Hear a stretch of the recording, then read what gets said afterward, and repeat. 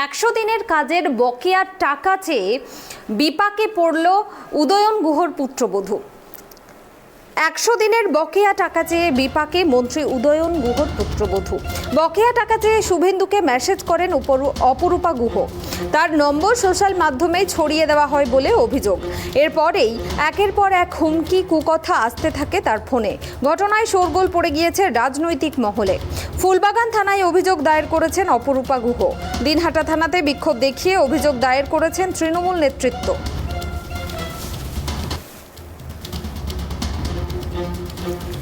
একশো দিনের বকেয়া টাকা চেয়ে বিপাকে মন্ত্রী উদয়ন গুহের পুত্রবধূ। বকেয়া টাকা চেয়ে শুভেন্দুকে মেসেজ করেন অপরূপা গুহ এবং তার নম্বর সোশ্যাল মাধ্যমে ছড়িয়ে দেওয়া হয় বলেই তিনি অভিযোগ করেছেন।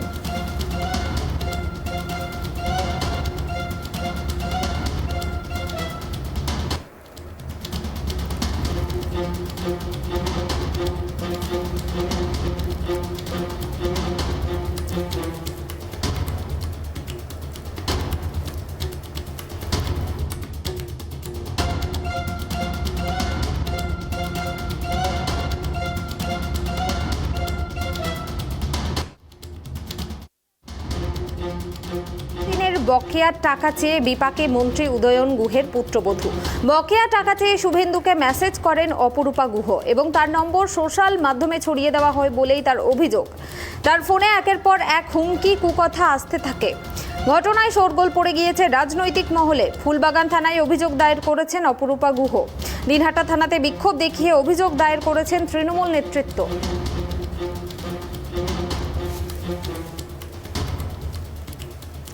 আমরা বিস্তারিত জেনে নেব। এই মুহূর্তে আমার সঙ্গে টেলিফোন লাইনে জুড়ে আছেন কলকাতা থেকে ট্রাইব টিভির প্রতিনিধি অভ্রদীপ।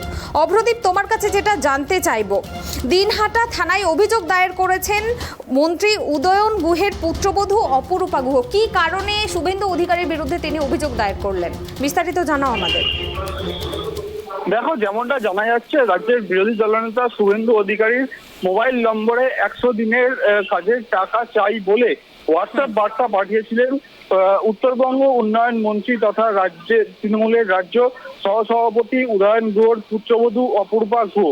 ও অপরূপার অভিযোগ হচ্ছে তার মোবাইল নম্বর সমাজ মাধ্যমে পোস্ট করে ওই বার্তার সমালোচনা করেন শুভেন্দু। তারপর এই অভিযোগ ভিত্তিতে তারপরেই অপরূপার মোবাইল নম্বরে ফোন করে কূটদক্তি করতে থাকেন বিজেপি কর্মী সমর্থকরা। মোবাইল ফোন সুইচ অফ করে দিতে বাধ্য হন তিনি। রবিবার সকালেই এই বিষয়টি নিয়ে কিন্তু কলকাতার ফুলবাগান থানায় অভিযোগ দায়ের করেছেন মন্ত্রীর পুত্রবধূ। যেমনটা জানা যাচ্ছে, এদিন এই ঘটনায় ওই দিন অপূর্বার বক্তব্যের ভিডিও সমাজ মাধ্যমে পোস্ট করেন উত্তরবঙ্গ উন্নয়ন মন্ত্রী উদয়ন। তিনি বলেন যে বিজেপি অসভ্য এবং অশিক্ষিতের দল। একজন গৃহবধূর সঙ্গে কিভাবে কথা বলতে হয় জানে না।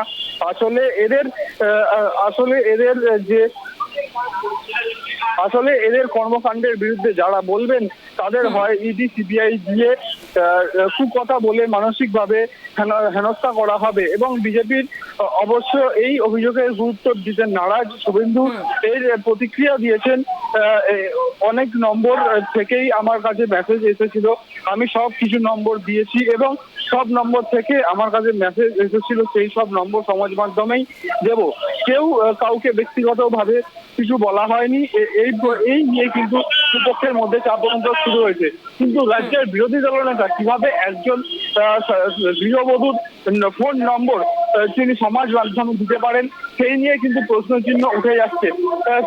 উত্তরবঙ্গ উন্নয়ন মন্ত্রী গৃহবধূ শুধুমাত্র 100 দিনের কাজের টাকা চাই বলে কিন্তু হোয়াটসঅ্যাপে পার্সোনালি মেসেজ করেছিলেন, কিন্তু সমাজ মাধ্যমে রাজ্যের বিরোধী দলনেতা হয়ে কিভাবে তিনি সমাজ মাধ্যমে তার নাম্বার দিয়ে দিলেন, এই নিয়ে কিন্তু প্রশ্নচিহ্ন উঠে যাচ্ছে। কুনামি, ধন্যবাদ অভ্রদীপ।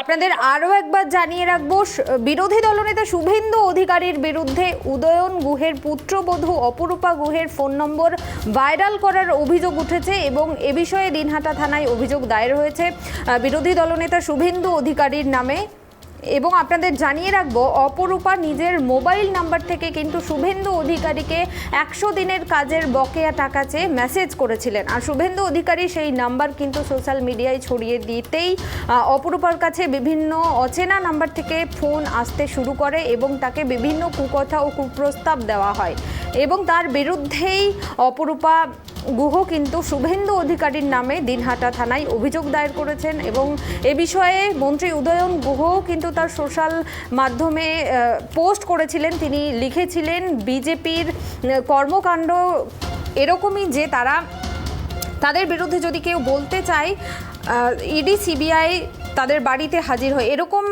একটা কিছু বলে উদয়ন গুহ কিন্তু পোস্ট করেছিলেন সোশ্যাল মাধ্যমে। এবং তারপরেই আজকে তৃণমূলের কর্মী সমর্থকরা সহ অপরূপা গুহকে নিয়ে কিন্তু দিনহাটা থানায় তারা অভিযোগ দায়ের করেছেন শুভেন্দু অধিকারীর বিরুদ্ধে।